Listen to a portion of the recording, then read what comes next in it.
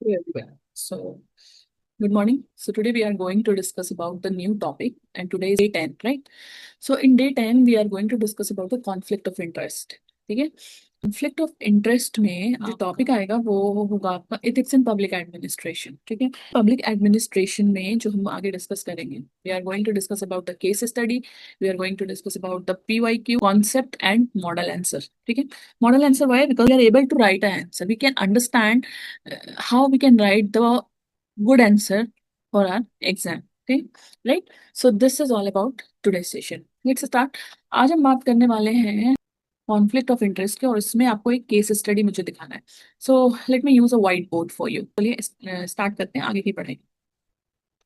तो हम स्टार्ट कर रहे हैं कॉन्फ्लिक्ट ऑफ इंटरेस्ट का केस स्टडी। ठीक है, तो हम कॉन्सेप्ट को समझेंगे। What is the concept of the conflict of interest? Right, conflict of interest होता क्या है समझो।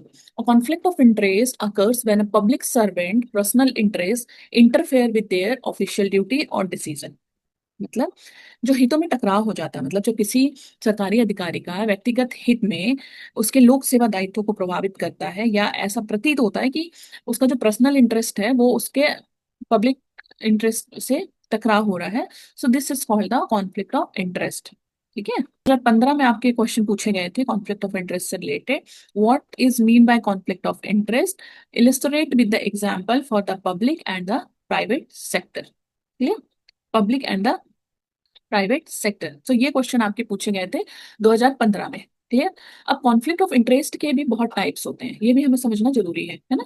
तो कॉन्फ्लिक्ट ऑफ इंटरेस्ट के जो अगर हम टाइप देखें तो पहला टाइप होता है हमारा एक्चुअल। एक्चुअल टाइप हो गया, मतलब actual type of conflict of interest means, example के थ्रू अगर मैं आपको समझाऊं तो officer award a contract. Right, officer awards a contract to a company he owns, है ना। दूसरा होता है perceived. Perceived kind of in conflict of interest. तो परसिव्ड अगर समझोगे, इट मीन्स कि ऑफिसर प्रमोट्स अ फार्म, ठीक है, ओन बाय द डिस्टेंट, नजदीकी डिस्टेंट कजन। तो ये हो गया आपका परसिव्ड। और एक कॉन्फ्लिक्ट ऑफ इंटरेस्ट होता है दैट इज कॉल्ड पोटेंशियल।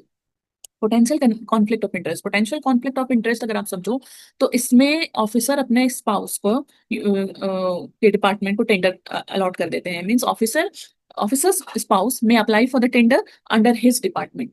ठीक है, तो ये हो गया आपका पोटेंशियल कॉन्फ्लिक्ट ऑफ इंटरेस्ट। और अगर कॉन्फ्लिक्ट ऑफ इंटरेस्ट की बात करें तो that is the post employment. Post employment मतलब retiring IS joins the company he regulates employment. Post employment conflict of interest. ठीक है, अगर आप इसको नोट डाउन करना चाहो तो आप क्लियर। अब चलिए नेक्स्ट आगे चलते हैं। आगे अब हम पढ़ेंगे क्या इससे रिलेटेड प्रीवियस ईयर क्वेश्चन आ रखे हैं, ऑलरेडी हमने देखे हैं। तो इससे रिलेटेड जब प्रीवियस ईयर क्वेश्चन आ गए हैं तो PYQ आ गया है, तो इसको समझेंगे कैसे। ठीक है, कॉन्फ्लिक्ट ऑफ इंटरेस्ट को हमें हमें समझना है तो हमें केस स्टडी से समझेंगे। फॉर एग्जाम्पल, आप एक डिस्ट्रिक्ट एजुकेशन ऑफिसर हैं, ठीक है, DEO जिसको कहते हैं। You are a district education officer. Your cousin runs a private coaching. Okay, your cousins run a private coaching center in the city.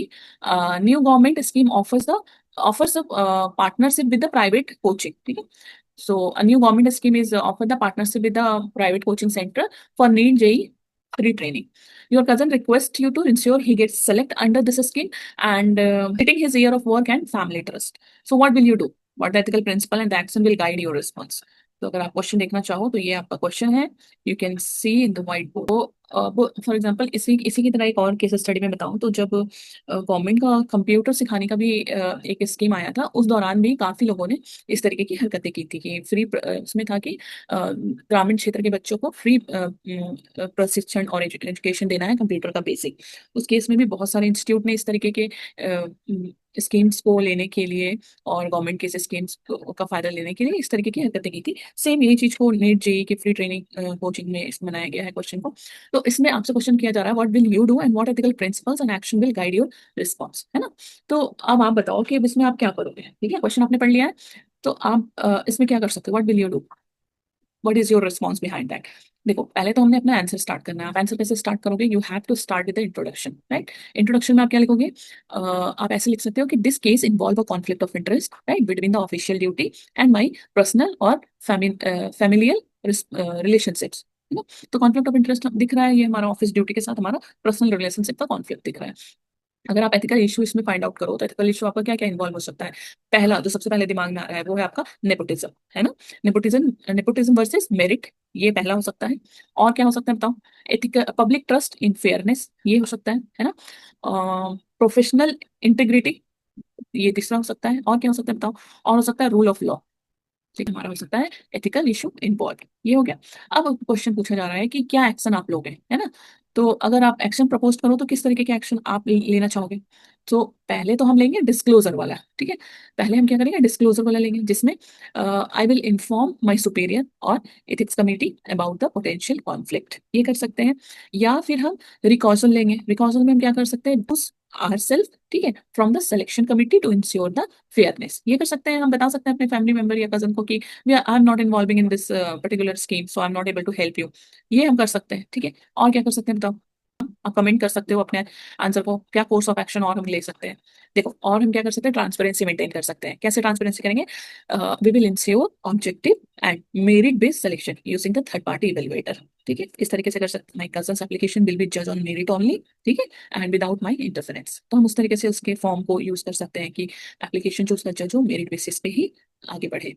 और हम क्या कर सकते हैं, कम्युनिकेट कर सकते हैं। This is the very simple things, right, to solve any conflict in personal life as well as in professional life. So communication.